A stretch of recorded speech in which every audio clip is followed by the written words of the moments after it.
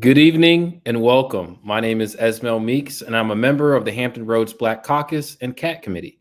I'm delighted to be here tonight with our special guests and panelists and everyone watching remotely on YouTube or Facebook. Throughout the discussion, we welcome your questions, which can be asked in the comment section at any time during the meeting. Tonight's discussion will be focused on CRP with investigatory and subpoena powers.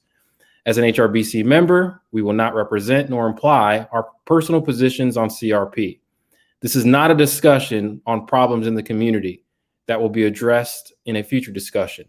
I'm honored to be joined tonight by my fellow CAT committee member and moderator, Conrad. But before we hear from Conrad, Seiko would like to briefly discuss CRP. Seiko? All right, thank you. And thank you for tuning in on this great discussion. Citizen review panels with investigatory and subpoena powers.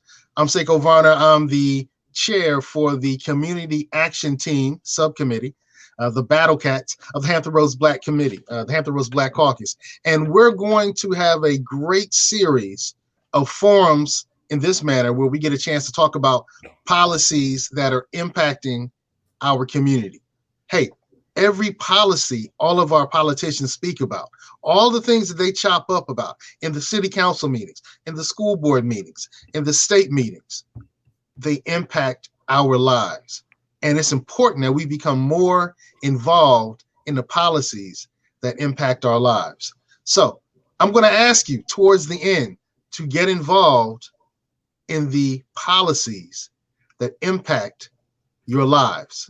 We have some great people who are going to speak on it tonight. We even have a nationally renowned person who ran for the Libertarian Party for the 2020 election. Brother Spike Cohen will be here with us as well. So, hey, stay tuned, learn a lot. Make sure you take some great copious notes and be ready to take action after we finish. This is all about taking action.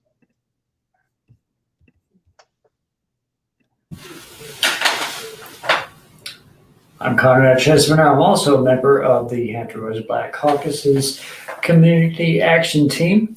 It is at this moment where I would be introducing Mr. Rob Bracknell, currently not here on the feed at the moment.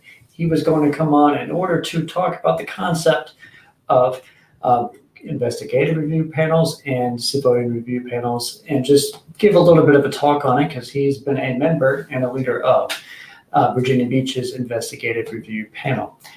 As I don't have him on at the moment, I'll go over the City of Virginia Beach's investigation review panel's policy and procedures. Here is its purpose. It is the purpose of the investigation review panel to ensure that reports and conclusions of the police department's internal affairs office investigations involving abuse of authority or other serious misconduct are complete and accurate and factually supported. To that end, the panel shall have the authority to review these findings to the extent provided for herein when a complaint is dissatisfied in such an investigation put forth. The panel may also make recommendations to the city manager that specific police department policies and procedures be revised. Panel hearings shall not be considered civil or criminal proceedings, but independent reviews of administration investigations concerning the performance of sworn police officers. All panel hearings shall be open to the public, provided, however, that in the discretion of the panel for good cause shown, a hearing may be closed upon the request of the party to protect the privacy of individuals such as juveniles and victims of sexual assault. Also, panel deliberations may be conducted as provided for in subsection IVC to the below, but the panel's decision shall be announced in public once they have concluded their deliberations. That is the purpose of the panel itself. It was created as far back as 1991, and the topic tonight is whether or not that shall be augmented or stay the same. A Citizens Review Board, also known as a Civilian Review Board, is described by the Free Dictionary as a municipal body composed of citizen representatives charged with the investigation of complaints by members of the public concerning misconduct by police. Citizen review boards generally operate independently of the courts and other law enforcement agencies. Among the first citizen review boards established in the United States were in the cities of Philadelphia and New York. They were established in the late 1950s and 60s. The Philadelphia Board operated intermittently from 1958 to 1967. Their lifespans were short. The New York City Board only survived for 4 months and was abolished by a public vote. Yet, in that period, it received 422 complaints, more than twice the number reported to the Internal Police Revenue Board in a single year. As in Philadelphia, the New York Board was unable to overcome hostility from the union representing rank-and-file police officers. The U.S. Department of Justice conducted a report called Citizens Review of Police. It highlighted 3 assertions of concerns about citizen review boards. 1. Citizens should not interfere in police work. 2. Citizens do not understand police work. And 3. The review process is unfair.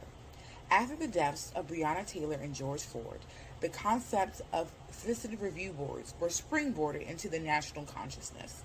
The state of Virginia established a law to require cities and counties across the state to increase the power of citizen review boards to investigate complaints against the police. Also tonight, I would like to take the moment to introduce Spike Cohen. Spike Cohen, hailing from out of state, he's South Carolina. He ran for the vice presidential nomination for the Libertarian Party in 2020. He is also here to share his thoughts on the concept of CRBs, possibly touch on the idea of government accountability along that matter. So we are pleased very much to have him on this Hampton Roads Black Caucus show about the concept of CRBs. So good to see you, Mr. Spike. Conrad, Esmail, thank you so much for having me on. I greatly appreciate the opportunity to be able to talk with y'all. Welcome, Mr. Cohen. Thank you. I would like to welcome our other guests. And first, I will start with Mr. Luis Cortez. Luis, please introduce yourself and provide a brief position on your brief position on CRP. My name is Luis Cortez. Been in Hampton Roads 22 years. Business owner and a former candidate for Virginia Beach School Board. My position of review boards against it due to the fact that a lot of civilians do not have the knowledge about the law, and I believe that that's we're not going to be fair to the police officers right now. Thank you, Luis, and again, welcome. I would also like to introduce Minister Gary McCullum. Minister McCullum, please introduce yourself and provide a brief position on CRP. Thanks, Conrad. Thanks, Esmail, for inviting me here. Clearly, we need oversight over our police. This is an issue of trust. This is about providing safety not only for Black and brown communities, but it's also providing safety for our police. Because without this oversight, without reinstilling trust in our police, our very officers, they are in danger. But more importantly, what's in danger is our economy. Because if we don't have oversight over our police, who is going to visit this great resort city, knowing that that we are not open to all citizens and treating all of our citizens fairly? So again, thanks for the invite. Look forward to the discussion tonight. Minister McCollum, thank you. Mr. Cortez, I would like you to react to the following statement. Police are not the problem. Criminals and the community are the problems. I mean, I think there's always people, even police, that are not perfect. They're human overall. But you can't judge all law enforcement as bad. I believe there's some great cops out there. Me coming from an inner city, and having a lot of family members and friends are law enforcement, I can tell you that not all of them are bad. I mean, it just, maybe we have to weed them out, see who's who, and during the training process. But I believe that they're people just like you and I. And they have flaws, but we can't judge all of them by one or a few. Thank you, Mr. Cortez. Minister McCullum, the same statement. What is your reaction? Police are not the problem. Criminals and the community are the problems. Recently, the police chief in Louisville, Chief Erica Shields, she made the statement to NBC News that policing and racism are connected. And she went on to say that police are not racist. And I completely agree with that. But the system itself is what is the problem. And unless we have oversight over the system, we're not going to really be able to highlight great police officers, the majority of whom are great and are doing their jobs. We're not going to be able to highlight those guys. And I see this as a safety issue. I see it as a safety issue, not only for Black and brown communities, but I see it as a safety issue for police. And I see it as a safety issue for our economy. So yes, your question, no, police are not the problem, but we need to have oversight over our police to make sure that all citizens are treated equally within this system. I'm going to throw another one at you, Minister McCollum. It's another statement I'd like you to react to. We have heard enough. We have a hard enough time recruiting police as it is. CRPs will lead to resignations. Not at all. Not at all. The reason that we can't recruit police officers is not the CRP. The reason that we can't recruit police officers is, frankly, we don't pay them enough. And frankly, we have put a system in place where they're over-policing. We're still policing like it's 1952. Why are we not? I spent 26 years in the telecom business. Why are we not using technology? Why are we still having police chase speeding motorcycles? Why are we still having police stop infractions for expired license plates? Those are the kinds of things that we don't need our police doing, but we do it because we're still policing like it's 1952. Let's wake up. This is 2021. Let's get our police out of the business of just interacting with citizens where they should not be. Let's get our police involved in those interactions where they have to be involved. Thank you, Minister. Mr. Cortez, what are your thoughts? We have hard enough time recruiting police. CRPs will lead to resignations. Well, it will lead to resignations. And on top of that, the reason why we're short on law enforcement is several reasons. One is the pay.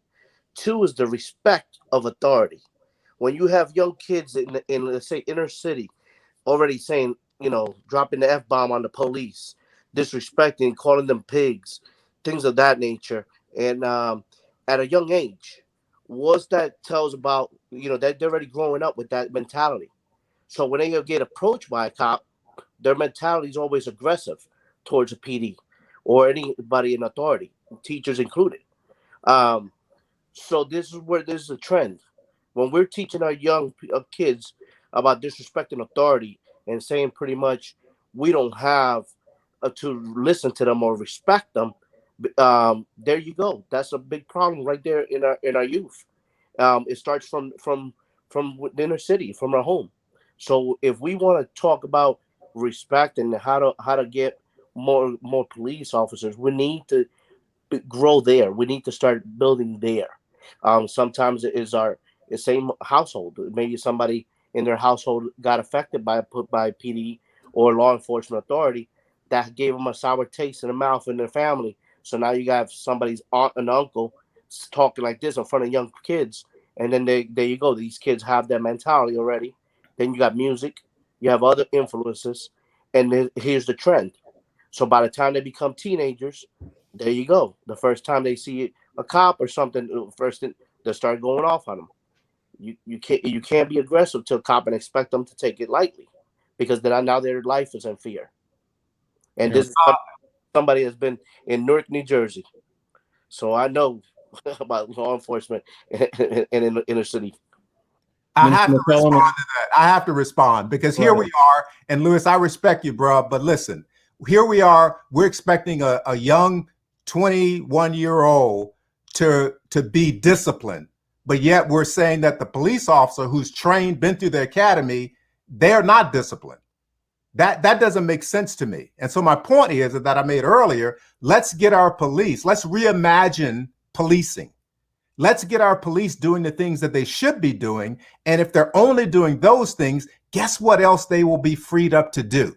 They will be freed up to go into the communities and build relationships. That's what's not happening today. If we would get them out of the business of traffic stops and all the things that we're doing and chasing motorcycles and standing on the side of Great Neck Road and catching people on Shore Drive speeding, get them out of that business and get them into the business of building relationships in our community, then it will solve the issue that you're talking about. But to sit here and tell me that you expect the young 21-year-old to behave with discipline, but yet the police officer is going to be afraid, that doesn't make sense to me. Thank you, Minister. Mr. Cortez, America, our criminal justice system, and police forces are not systematically racist. Do you agree or do you disagree? Yeah, I think with cases, studying the cases, I think there's room for improvement. I do believe that there's room for improvement. There's room for a lot of the changes that can happen in our judicial system. I do believe that. I think it's not fair. I can say that, but is there, and we have to elect people that think the way we feel, and stop just going with just name personnel. Let's elect people that actually have that new mentality, that new way of thinking, and stop going with the same people over and over again and getting elected just because of name recognition. Give some of these new folks a chance to make a change, because you'd be surprised what a lot of new-minded people trying to run for a seat could actually put in place. Minister, does systematic racism exist in America, our criminal justice system, and our police force? Absolutely. And it's laughable to think that it doesn't. Anyone who thinks that it doesn't is just living in la la land. It does. I mean, just look at who's in our prisons. Just go visit a prison and see who's there. It's black and brown people, black and brown poor people. Because even if you're black and brown and you're rich, you're not going to be there. So it's economic, but it's also racist in its nature. That's the way it is. It's not by accident that even in my own neighborhood in Virginia Beach, that when I first moved here, I was pulled over more than once. Now that they know who I am, I'm not getting pulled over, but that's the system. That's the system itself is racist. The system itself, our justice system, it preys on people who are poor, black, and brown. And that's why when you go to any jail or penitentiary around this state or around this country, you'll see who is incarcerated. Luis, you fit that description. You are brown. Have you experienced systematic racism as a brown man in America? No. I can't say I have. I can't say that the times I've been pulled over by the police, it wasn't something I did wrong, or that I didn't know it was wrong, or maybe like the minister was saying, tail light, or something like that, because back then tail lights, we get pulled over for a tail light. But I never got discriminated against because of my color. Not in my 40 years of living. So can I ask you a question? Okay.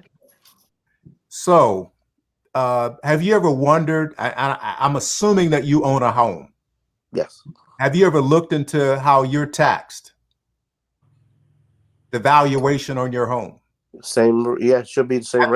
Have you looked at the history of redlining in our country? Have you looked at wealth generation in our country and why today, let's not talk about incomes, but let's just talk about wealth. And let's talk about how in the 50s and 60s and in the 40s, laws were passed and our government sanctioned creating wealth building opportunities for people that did not look like you. And today, those same homes that were sanctioned and that were sponsored and that were supported financially, those homes are worth hundreds of thousands of dollars and have created wealth in communities that don't look like you. That's systemic racism. And we wonder why we have income and wealth gaps in our country today. and to have someone believe that there is not systemic racism in our country, you just haven't done the reading. I've done the reading. I grew up in a housing project in Richmond, Virginia. I've done very well financially, but I've never forgotten where I came from. And I understand how poor Black and brown people were warehoused in projects. And those effects the effects of those decisions that were made generations ago, we're still feeling the impact of that today. Okay. Can I respond to that? So just like you and I, we both come from inner city, from housing projects. What decisions did we make to get out of it and make a change? Overcoming many of obstacles. So here's an issue that I have. Why are the people that are in there now believe there's no way out? If you and I could do it in different time frame, why can't they? Because that's a great question. Can I give you the answer? And I'm gonna give you the answer by asking you a question. Who was the first Negro to integrate Major League Baseball? The first one was Jackie. The first Black American Negro to integrate baseball. I guess Robinson, Jackie Robinson. Jackie Robinson. And let me tell you that question that I gave you was a trick question. Because the real question that should be asked is not who was the first Negro to integrate Major League Baseball. The real question that should be asked was who was the first Negro that white Major League Baseball owners allowed to get into baseball. In other words, I was allowed to be successful, and so were you. But so many other of my brothers and sisters were not allowed, and they were tripped up because of all the obstacles that they faced with policing, with the criminal justice system, with our education system. That's what happened. And you were an exception. And you didn't do it by yourself. You did it because somebody wanted to demonstrate that, no, if you just pull yourself up by your bootstraps, it proves that the American dream is true for everybody. And I don't believe that lie. Gentlemen, I want to just briefly cut in here to try to aim it back more toward CRBs, and perhaps one day, very soon, we'll have a nice show just about the concept of structural society, if you will. But CRBs, we're going to try and get back on to that topic here. I'm going to speak a little bit on a recent event with the 200 plus men, and that we had a couple of local police leaders who took part in it about this topic as well. And I believe they are, where's the link here? In regards, it's what the community wants. It's, we are part of the community, but I can give you some past experience from having a citizen review board in Cincinnati with independent investigations, subpoena power, many of the things that are being talked about right now. In regards to a true board, I think we have to remember that if we want true independent investigations, that is just not a community board. You have to hire trained individuals that are familiar with administrative law, rule of law, how to do administrative investigations, if it's going to hold standing in the community and appear fair to our officers when they're being investigated. So there is a significant cost to standing up a panel the way that it's being discussed. I can just tell you from experience from 2003 forward with the Cincinnati CCA model, I don't know that it ever used its investigative subpoena power. We have the authority to compel our officers to comply with an investigation. So, and we also found that 98% of the time, what internal would recommend and find in their investigations, that same finding was mirrored by the CCA. So just some experience with that model, I think, if that's what the community decides for us, we can make that happen. But I just want to put out there that it's more than just a community board. We have to have dedicated individuals, and there is a dedicated cost to us putting this in place. But it also does give the community,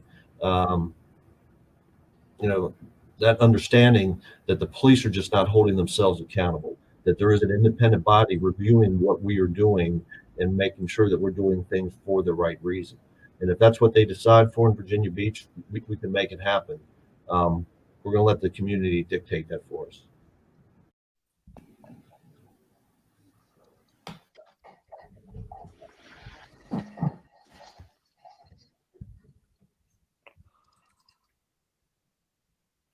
I believe you're on mute, Conrad. I hate it when that happens. We're going to bring on Mr. Spike Cohen here to provide more of a national voice on the concept of policing in general, and sort of have a lively discussion with the three gentlemen guests here regarding that. So let's sort of attack the comments we just heard from Virginia Beach Police Chief Newdigate. Mr. Spike, let's lead off with yourself about your initial thoughts on his comments right there. Yeah, attack is the right word. So here is why Internal Affairs and I guess it was called the CCA in Cincinnati, why they lined up so much. It was because the police trained them first. So when he mentioned the training of the independent review board to make sure that they understood the law, this is them now receiving the exact same training that police are getting and that Internal Affairs are getting. In order for a CRB to be taken seriously in the first place and actually be independent, it has to actually be independent. It does not require a massive understanding of criminal law to be able to know whether or not someone should have been attacked or violence used against them or shot or tased or tear gassed or something like that. That doesn't require a intimate understanding of anything. It's interesting that now that we're talking about citizen review boards, that police departments suddenly want to talk about more training in how the law works when the average police officer only gets a few weeks of training to begin with. When it comes to the law, they don't need it to enforce it, but for someone to look over their shoulder and make sure they're not abusing anyone, suddenly they need all this training. They need to be truly, truly independent. And a part of that means they also shouldn't be able to receive the same type of funding and lobbying efforts for when they're running for these offices for a citizen review board if they're not being appointed, that the politicians can. Because the second that the police lobbies, the second that the police unions, the second that the ancillary cottage industry built around over policing are involved in the lobbying of who's in the citizen review board, then they're just as corrupted as the politicians and the police are in that situation. So they need to be truly independent. Another aspect of it is they have to have actual power. They need to have not just the ability to subpoena people, not just the ability to investigate things, but they need the ability directly to refer things directly to the Attorney General, and they need to have people in positions of influence and power within the prosecutorial offices. This needs to be a body that is able to look at the people who have been given a badge and a gun and minimal training and told that they are going to enforce all of the laws on the U.S. code and state code of laws against all of the people. They need to be able to have that ability to be able to look over them. And then the final thing is, this can't be in a vacuum. If we have a citizen review board, but yet we still have qualified immunity, then there's going to be problems, because even if the citizen review board finds that the police officer did something wrong, then if they can still go into court and go, well, your honor, I was just doing my job, they still get off. We need to end qualified immunity. We need to be looking at the laws that they're enforcing in the first place. We talked about, or we heard earlier about why people aren't signing up. The biggest thing I heard traveling across the country last year, both from people that used to be officers, people that considered becoming officers when they got out of the military, and people who were currently officers, was that when they looked into it, they suddenly found out they weren't doing what they thought they were going to be doing. They weren't actually protecting the community. They were mostly enforcing traffic stuff and ruining people financially for weeks with $200 and $300 fines over victimless crimes that could have just as easily been solved by simply handing someone a sheet of paper and saying you have 30 days to work this out, and that way you don't get fined. Or better yet, letting that be done by a camera and something sent to them in the mail.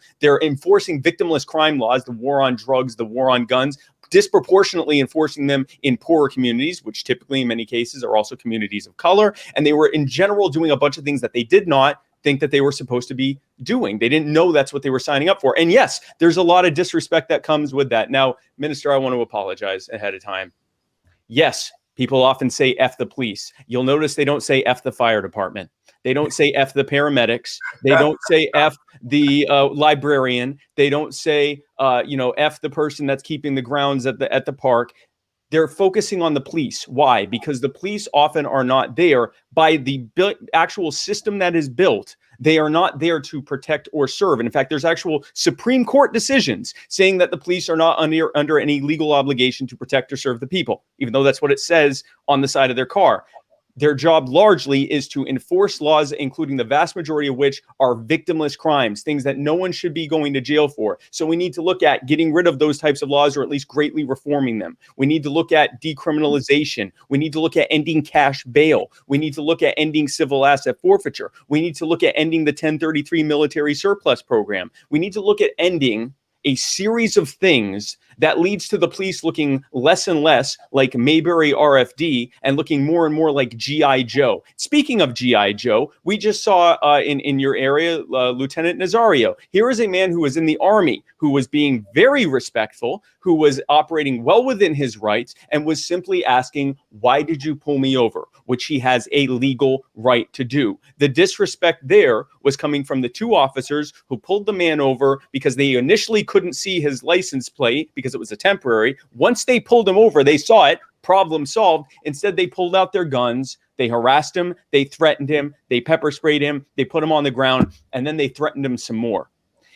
A system that allows this to happen and allows officers to believe that they should be able to do this leads to those bad apples we hear about ruining the entire bunch. And the problem is, it's not just the apples, it's the barrel that they're in. So we need to look systemically at the entire thing. This is a holistic problem. A CRB can be a part of it, as long as it's independent and has actual powers to enforce, but it's just the tip of the iceberg, and on its own, it's not going to fix the problem. Very strong words and opinions, and thank you for sharing that, Mr. Cohen. I want to go to the counterpoint here. Mr. Lewis, your thoughts regarding those words, and also Chief Newdigate's, and your opinion on the matter. Well, as far as obtaining anything, any information you want, it's something called the FOIA request, which a lot of civilians probably don't even know about it. And if you want to get anything done, there's also a written mandamus, which not the regular civilian will not know about these things if they don't study and research about it. So these are things that educate ourselves or the community about their powers of doing it themselves. There's no need for a board. Like you said, the board's going to be chosen by people in power. So it's not going to be, regardless of the fact, nobody's probably going to agree with them 100%. Whether they get elected, whether they get chosen, there's not going to be 100% to please everyone. So as civilians, we have powers as civilians to go ahead and do that. There is no need to waste money on another board or getting anybody else on it. I agree with getting more technology. We have to come with new terminal. I'm an IT guy, so technology is a key. Those cameras should be on immediately. I believe having cameras on all the time, except on break or when you call to get off duty for a break or whatever. But I do believe having cameras, and just like I said, proactive, not reactive. I do think, if we can educate our communities, we'll be able to do it ourselves, and know what our law protects us. But our communities do not know it, and that's an issue. If we could educate and probably do something to for informational. Awesome. Thank you so much, Mr. Cortez. We do want to hear from Minister McCollum, but before we hear from Minister McCollum, I want to let the audience know that we're going to move over to questions. So we welcome you to ask questions in the comments, either on YouTube or Facebook. Feel free to ask any question as it relates to CRB. Conrad? Thank you again, Mr. Cortez, for your solid points there as well. And I want to pass it over to Minister Gary McCollum, and just your response to what you both heard from the two gentlemen here, as well as Chief Newdigate. Yeah, first off, Spike, Mr. Cohen, thank you for your comments. I completely agree with what you said. We have an issue. To what Chief Newdigate said, I guess my having, these qualifications needed to be on such a board, to me, is ridiculous. And let me tell you why. if that were the case, why do we have juries? Juries are citizens. Juries go into courtrooms and they decide life and death issues. They don't have police experience. And frankly, that's the benefit, that they don't have those experiences. So what he said, I get it, but all you're doing is gaming the system. What we need is oversight. We need people who are going to look at it with a fresh set of eyes. And so again, Spike, Mr. Cohen, sorry, I agree with everything that you said. We have a significant problem, and I need to make one correction. There was an early video that said that the General Assembly in Virginia mandated that we have CRBs. Let's be clear, they did not mandate it. It came out of the House of Delegates as a mandate, but once it went into the Senate, it was watered down and it became optional. And that's what was passed and signed into law. And so Virginia Beach and Richmond and Henrico and Norfolk and all the cities and counties around the state, around the Commonwealth of Virginia, they have an option. And what you're seeing right here in Virginia Beach is a slow roll to kill any effort to have a citizens review board. This task force they've created, which was in the paper today, come on, man. I wasn't born. I may have been born at night, but not last night. That task force that they created, look at the makeup of it. It's all police. It's all former chiefs. It's all people who are going to kill this effort. And so my position is, let's go back to the state. Let's go back to, people running for governor, and let's go back to the House and Senate and say, let's make it mandatory. You got it half right last time, but let's make it mandatory to make sure that we provide oversight to protect citizens, to protect our police, and to protect our economy. Thank you, Minister McCollum. The point on juries, I think that was a great example. At the same event, Norfolk Chief of Police Larry Boone also spoke.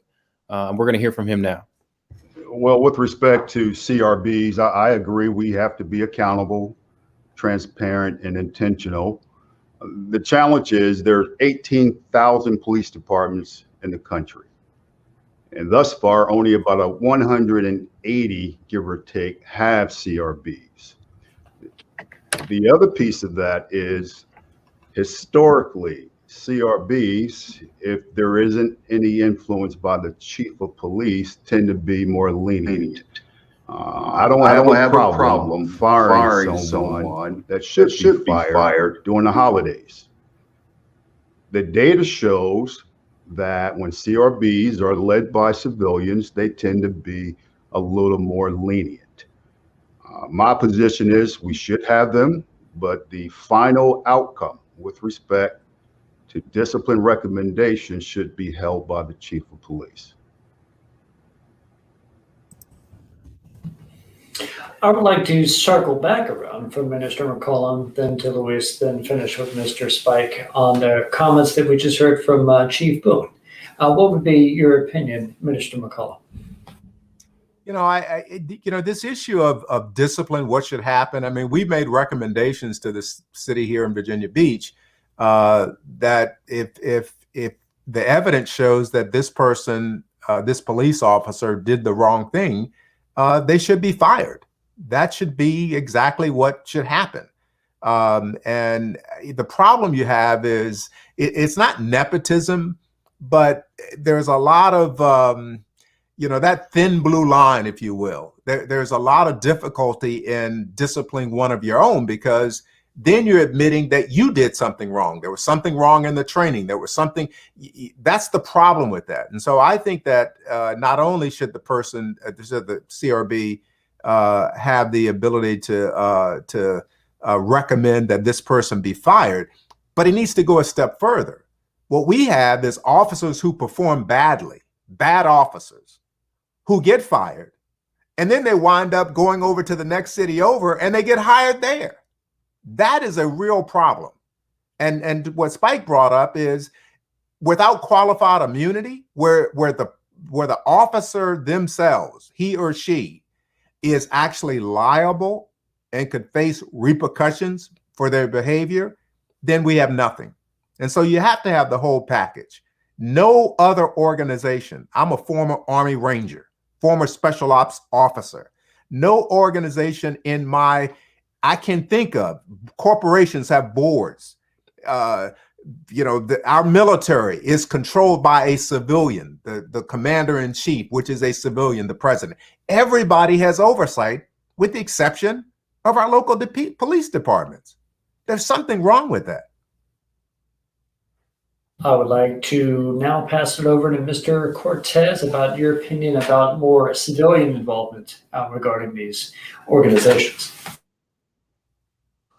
Like I said, if a cop does something wrong, I mean, like Chief Boom was saying, if they do something wrong, yes, they should be fired if something done wrong.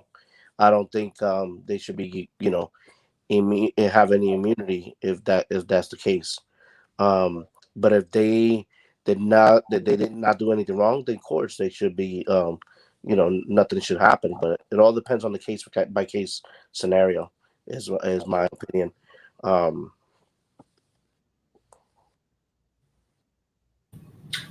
Yes, sir. Thank you. And now over to Mr. Cohen. Your opinion on what Chief Boom just said.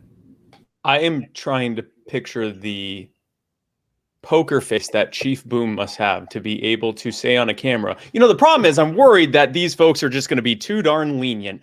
I want to be able to really get in there and fire these bad cops. And boy, howdy, am I scared that these folks are going to make it harder for me to do that. The fact that that's a talking point they're using shows just how in a corner they are with this. Let's look at why this is even happening. And yes, qualified immunity is a huge part of it because it creates a cost-benefit analysis that police departments have to make when they have those bad apples. The fact that it's going to cost them a fortune, even if they don't want to protect them with the thin blue line, it's going to cost them a fortune to fight the police unions and to fight the attorneys to get rid of the officer. But if they keep them on the force, it doesn't really cost them anything because they can't be sued and the officer can't be sued. And maybe there's a settlement that the taxpayer has to pay for, but it's not going to come back on them. So we'll just keep them on the force and eventually they'll murder someone and then we can kick them off. That's the kind of cost benefit analysis that's being made over and over and over again. And it contributes to the kind of unaccountability that pushes out good officers that don't want to be this way. So again, I don't even have a problem with there necessarily being like a retired officer on the CRB to give that kind of feedback on specific things where there may be a gray area or something like that. This needs to be made up of people who do understand the law, but also have no connections to the police industrial complex in this country. And it is a complex. I mean, if you look at everything that's the cottage industries that are built around this, with the prison industry, with the police contracting industry, with the bail bondsmen and the cash bail industry, and everything that's built around it, there's a huge industry there. Anyone in the CRB needs to be independent of that. And I think possibly the best way to do that is to have direct elections. At the very least, there needs to be some strict guidelines on who's being put on there. The problem is the strict guidelines that are being imposed right now are being imposed by the very people who are trying to game the system. And again, the fact that he literally sat there straight faced and went, "I'm just worried these folks are going to be too lenient. I'm just worried. I'm not going to be able to really just do what needs to be done." If that were the issue, this wouldn't be a problem. We wouldn't even be talking about this. It is insane. One more thing on this, and it speaks to Minister McCollum. And by the way, you can call me Spike. You don't have to call me Mr. Cohen's my dad. But part of the problem with them being able to jump from police department to police department, you can solve that by requiring, and this can be done, statewide and with, many states participating, require that they have their own liability insurance, and not liability insurance that's paid by the taxpayer. It's paid directly out of their pocket. Assigned to them is not a government-run insurance program. It is a privately run one that can either fail if its formulary's too loose or do well. What that does is this: not only are they having to pay out of pocket so that if there's a payout, it's not the taxpayer paying for it, it's them paying for it. But also, if they can't get coverage because they keep screwing up or they keep intentionally doing something wrong, qualified immunity or no, they can't get coverage, which means they can't ever serve again. That's a very powerful way to stop this as well. There are many things we need to look at to deal with the fact that it's not coincidental that so much of the ire is focused on the politicians that put this stuff out, but also on the police who enforce it. Again, we're not mad at people for putting out fires. We're not mad at people for being librarians at a library. We're not mad at paramedics. We're mad at a system that overcriminalizes people, especially poor people, and especially poor people of color, and treats them as criminals. And we can look, I know we're not so supposed to talk about systemic racism, but the coincidence of who was being targeted pre-Reconstruction and who's being targeted now, it's awful fishy who's being targeted there. So I think that it is, again, I'm actually, I have to clap. I'm impressed with the poker face when he said that. That was actually pretty impressive. All right, what we're going to do now is move over to viewer questions. And man, I thank you viewers for tuning in to the HRBC's panel forum, if you will, on the civilian review boards. And remember, we would like you guys to not only click and like this page, but also to look into joining the organization and helping out this community with the HRBC. Here's the question from Mary Addison. What is the difference between investigatory power and subpoena power? And I would like to begin this time with Mr. Cortez. Lead off with your opinion on the difference between investigatory power and subpoena power.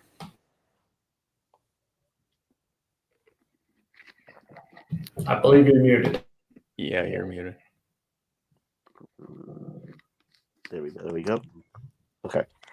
See, I'm in the industry of I'm a private investigator in Virginia, so for me, I already have I can investigate. But I think civilians do have the capabilities to obtain certain information if requested accordingly. Subpoena powers. Okay, if you have a right case, you could pretty much take out a warrant and just take it to court, and then they'll subpoena them to go to court. If you have enough evidence to charge somebody with something right now in Virginia, anybody can say that they did something and accuse somebody, and they get locked up without no evidence. With just their accusation alone, go down to subpoena to the magistrate and go in there, and then they just take out a warrant. If your story is believable, it is in the Commonwealth. So that's pretty much what I see it. Thank you. On to Mr. Spike. Your opinion on investigatory and subpoena powers. So broadly speaking, investigatory power typically means that you don't have to request something, you make the order to get that information. So instead of having to go through the FOIA request, which anyone who's gone through that at any level of government knows what the kind of roadblocks you can get, being told that something doesn't exist, being told that you didn't fill out a form correctly, just being put in on indefinite hold forever and things like that. Investigatory power is no, we need this information. They are compelled to give it to you. Subpoena power is the power to compel people to actually come in front of you and testify. So instead of simply saying, hey, we'd like you to come, would you mind coming? And they go, nah, I don't want to come. If you subpoenaed them, they're actually compelled to be able to come. So that's what that is. And CRBs need both of those things. They need to be able to get information without going through, a typical civilian process of requesting information and hoping that they get it. And they also need to be able to compel people, including officers, including investigators, including potentially prosecutors, anyone that potentially could be involved in explaining whether an abuse happened or whether a misuse happened, because I'd like to see CRBs applied to prosecutors as well as to police. I mean, we often focus on the police because they're the ones that are out there on the streets, but they're often, working in direct they are working in direct conjunction with what's being filtered down to them from the Justice Department. So, I do think that they need to have both of those things, but that's the general delineation between investigative power and subpoena power, and they need both of it. Esmail, you're muted. Thank you very much. We're going to move to the next question from Kelvin Wright, and this is for Minister McCollum. Do you think there are some police chiefs that are providing exceptional oversight of their agencies, which is one of their duties? Well, again, I don't know if a police chief can do this alone. I think it's going to require, again, citizens being totally engaged. And I want to go back to that last question. Yes, you can investigate, but without subpoena powers, you really can't deal with a system that is not necessarily going to cooperate with you. And again, I think, we say the words that this is a government of the people, by the people, for the people. These folks all work for us. Let me just say that one more time. These folks all work for us. We pay them with our tax dollars, but yet somehow we can't hold them accountable. That's what we're talking about here. And so this whole issue of a police chief may want to do the right thing. Well, then show us that you're doing the right thing by having oversight to include investigatory powers. And if I can't investigate, if someone in the government is stonewalling us and not providing evidence, then I have the right to go to a circuit court and get a subpoena to force you to come and tell the truth. That's what we're talking about. And here's the thing. If you have nothing to hide, what's the problem? Mr. Cortez, how do you respond to that question from Mr. Wright?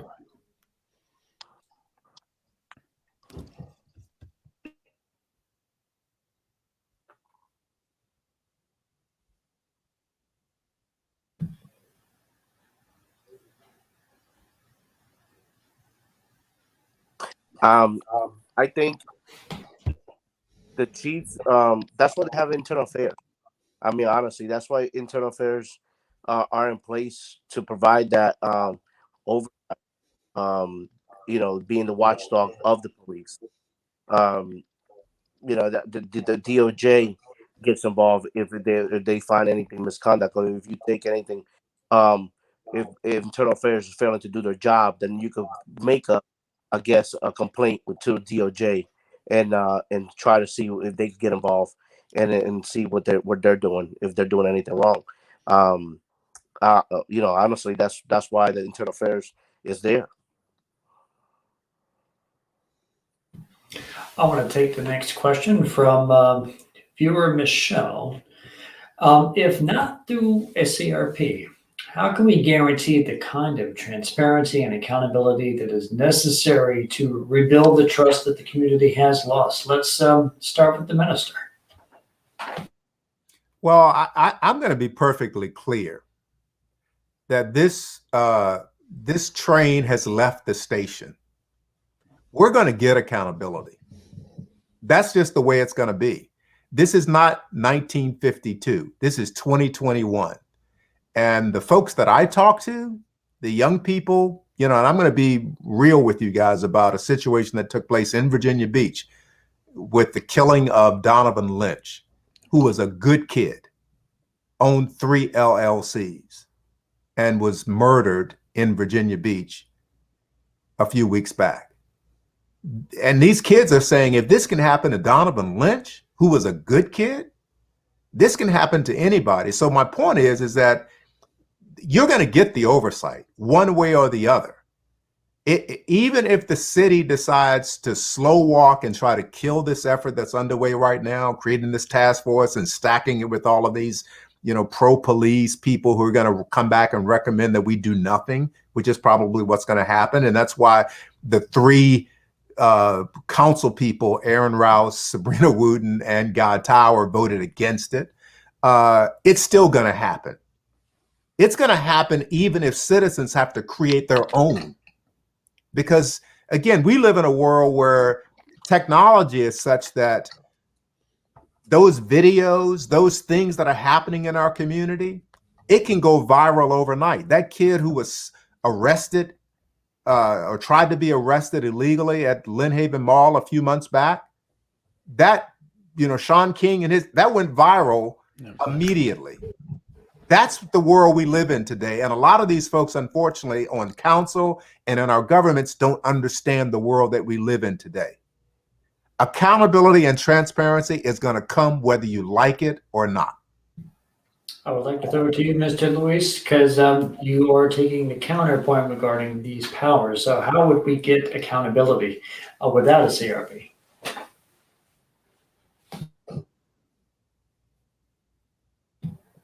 I think you cut yourself off the muting. Sorry about that.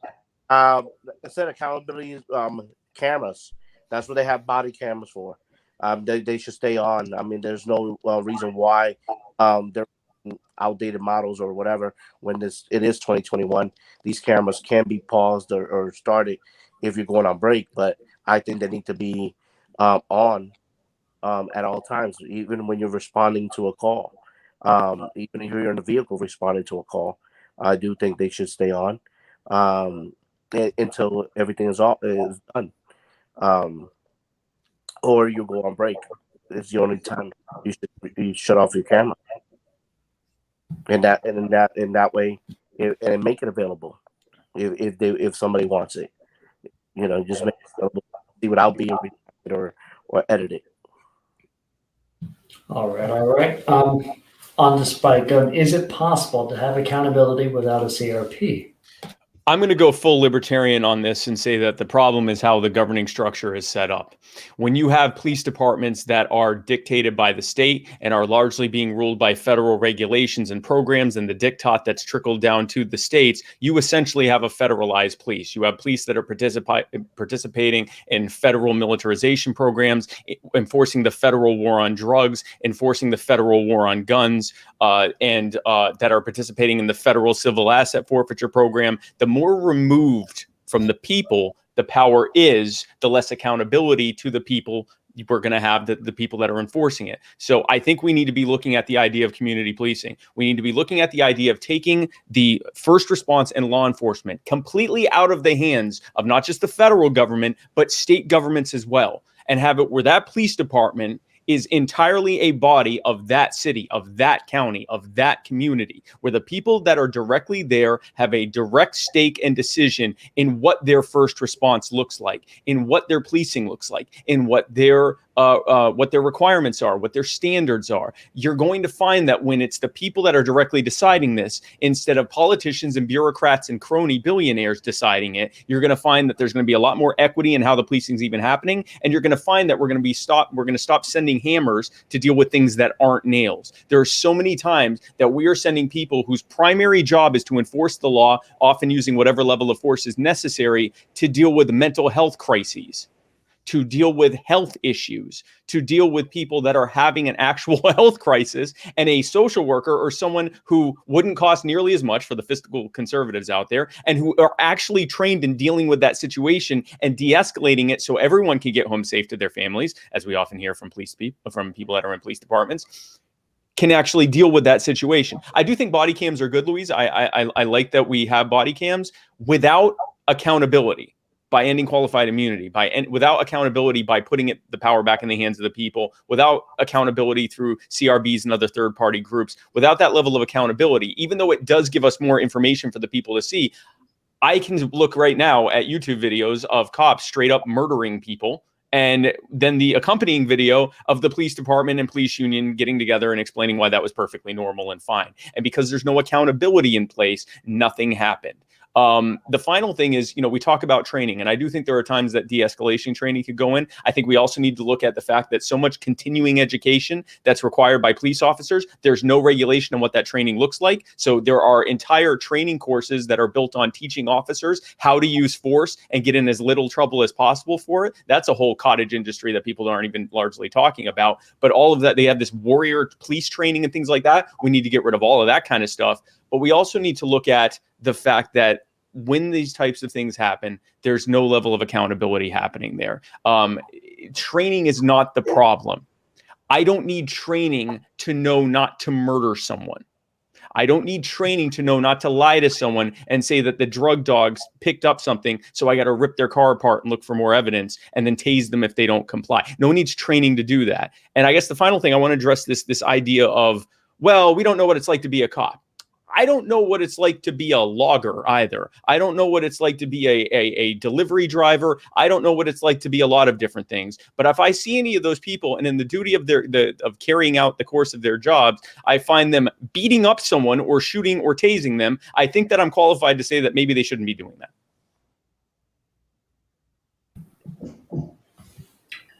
We're going to get ready to close out, but before we do, we're going to have one last viewer question from Frederick Ford. Should CRPs also be examining the process and methods for hiring and assessment, especially psychosocial, of officers? Bad apples can be screened out. Let's start from the most recent. Back to Mr. Spike. I don't see why not. I think it's certainly something to look at. I think these types of decisions, it is usually best for. Well, it depends. If we're talking about actually changing laws, it's usually best handled through the actual assembly or legislature that would do that, to have the lawmakers do that. But they can certainly make recommendations. And if this is something where the process is internal with the police departments, I think this is potentially a power. It's actually a great idea, Mr. Ford, to be able to have that, to have where they can examine it and make a compelling recommendation, meaning a recommendation that they have to either take on or provide an actual rationale and basis for why they didn't take that on. There's many things we need to look out here. It is going to be impossible to root out all bad apples. Even if we get rid of the problems with the barrel, then there's still going to be some that come through, which is why that accountability absolutely has to be there. But yeah, I don't see why not. They can't look at how to maybe tweak the barrel so there aren't so many bad ones coming through. I want to move on to Mr. Luis.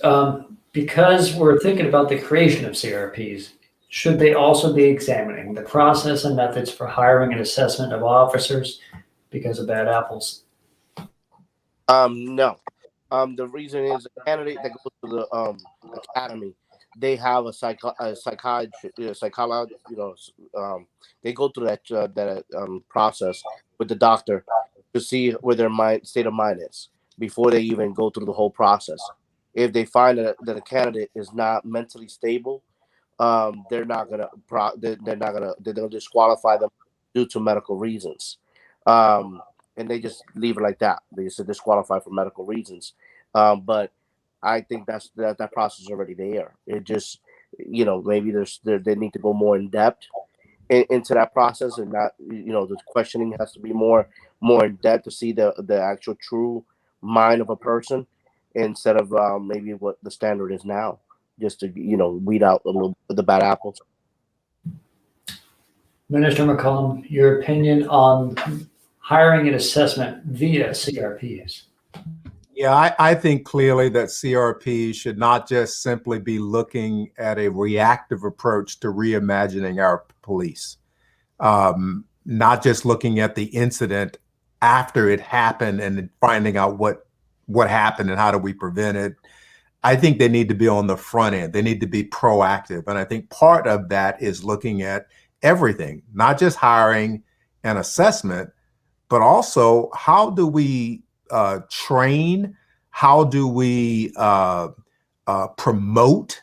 How do we review? Just because I can drive a vehicle fast and I can shoot a weapon, that's not the only requirement for maintaining your certification and your presence on the police force. I think there are other requirements that the CRP should be looking at. And so again, I think the CRP should be this body that helps the chief and his leadership reimagining what policing should look like. Because I don't think that leaving it to the police chief and his leadership team that they're going to be able to do this alone. Thank you all. We are getting close to the time to end. But before we do so, I want to thank our special guests for being with us tonight and for the value that you brought to this discussion in educating our broader community. And I want to invite the community to join our organization, the Hampton Roads Black Caucus, and our CAT committee. And if you're interested in joining, I ask that you reach out to us on Facebook, facebook.com/HR Black Caucus. I'd like to allow each of our panelists to provide closing statements. And I'd first like to move to Minister McCollum. Mr. McCollum. Well, thank you, Conrad, Ishmael, Seiko. Thank you guys for putting this forum on. I want to be perfectly clear. We have a problem, and this problem is not going to go away. It's only going to get worse if we don't address it. Putting our heads in the sand, it won't cut it. This is not, as I said earlier, 1952. This is 2021, and young people, brown, black, poor folks are not accepting the status quo. And so for any city, Virginia Beach or any city around the country who thinks that this is just simply going to go away and blow over, you're going to see this is not the place to be. We need safety for our citizens. We need safety for our police officers, and we need safety for our economies. And if we don't put oversight in place and reimagine the way we police to do it differently, we're going to be in a world of hurt. And so again, thank you for the opportunity to speak tonight. We can do this. We have to do it. I hope we will. Thank you, Minister. And we'll move to spend Mr. Cohen. I know that's your father, but I want to show some respect to you. Please give us your closing statement. So I think the way that the Libertarian Party thinks about things in general is we believe that people do best when they are most free. And we believe that often the problems that we are facing in anything, including this subject, are what happens when too much power is put in the hands of too few people. There's unaccountability. There are these top-down solutions that don't work for the people that are the most acutely affected by them because they don't have an actual stake or say in them. There is the crony class that shows up to reap the whirlwind of money and getting involved in it. There's the bureaucrat class that grows in administering it. And who is left behind are the people who are the victims of these bad policies. We see it in healthcare. We see it in education. We certainly see it in policing and in law enforcement and in the prison system and in how all those things work together. Without getting into a whole discussion about, looking at the systemic route that leads to a people who are the descendants of people that were brought here, robbed of their labor for multiple generations, then the target of overcriminalization to keep them in the new slavery system that was run by the prison department, thanks to the 13th Amendment, later shoved into housing projects and ghettos during World War II to take part in the war effort, where their properties were seized in the sharecropping communities that they left in the housing projects post-war, while white families were sent into subsidized suburbs to buy homes for 10% of their value and have the other 90% in instant equity. When you look at this system that leads to a people who are targeted, over-criminalized, and are often the people getting the short end of the stick, especially when it comes to law enforcement issues. The reality is, when we fix this problem, it fixes it for everyone.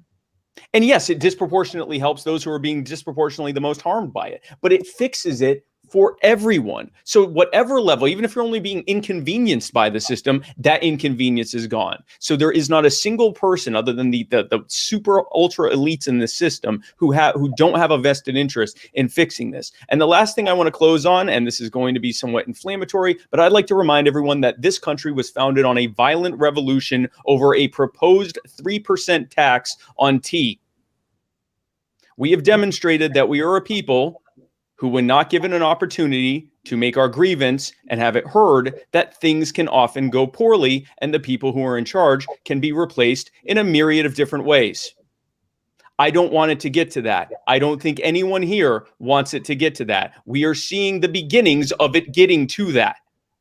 And we can get upset about that. We can get upset about the fact that it's happening, or we can look at why it's happening and fix it so that it stops happening. Because I don't live in a lot of these communities that are affected by it. If I did, I'd be even more concerned. But even just witnessing it, I'm angry. Even just being adjacent to it, I'm angry. I can't imagine what it's like to live there. I can't imagine what it's like to say, I'm not burning down my own community. This isn't my community. I don't own it, or at least I don't have a deed to it.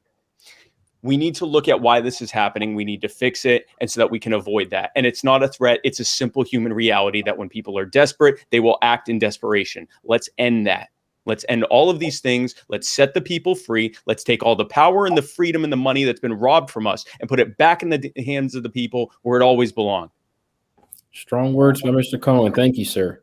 Last but not least, closing statement by Mr. Cortez, please. Thank you all for having us here. Nothing in this world, any politics or any group is perfect. I think there's always room for improvement, growth. And I believe with the light of everything that's going on, I strongly believe that it will. Will it lead to, board? Will not?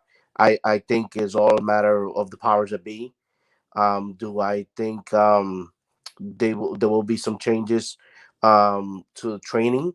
I believe that is what most of the chiefs are actually notifying across the country, that they're going to review the training, so it won't be the training from back 1952. I believe they're going to start.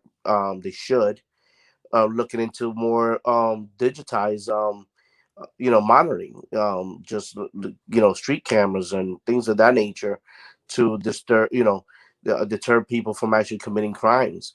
I mean, in some of the major cities they have them. So I mean, the changes will happen, but as far as the review board, I don't know if I will stand.